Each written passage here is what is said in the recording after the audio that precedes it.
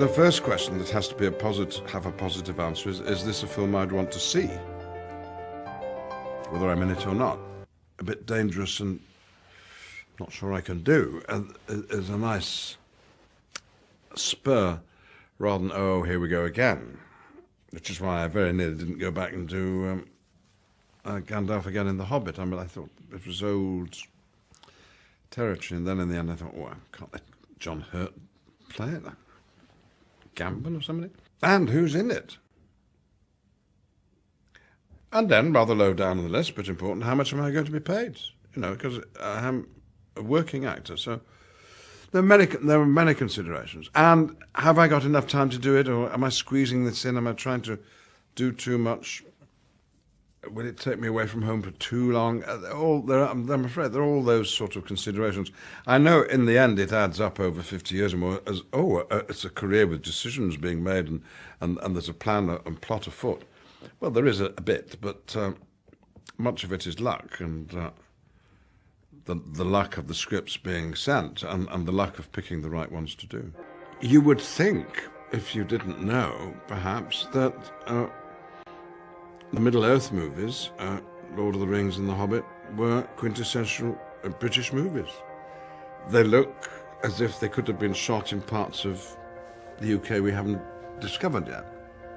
There are an awful lot of British actors in them. The author, Tolkien, was British, but no, they turn out to be New Zealand films. All the X-Men movies were filmed in Canada, not in America at all. So, but if I happen to be making a film and able to sleep in my own bed at night, I'm very, very happy. No, says Peter, no, you were our first choice and only choice. Lord of the Rings, and I had to call up Peter Jackson one day and say, I'm sorry, I can't play Gandalf because I'm committed to being Magneto. He said, what did we like about Sherlock Holmes? Well, I think we liked his ability to solve mysteries that we can't solve. He shares that with Miss Marple and Hercule Poirot and lots of other internationally famous. We love detective stories. They're on the telly the whole time. Who did it? How did they do it? Why did they do it? And Sherlock can tell you that was so upsetting that it made him stop being a detective 30 years ago.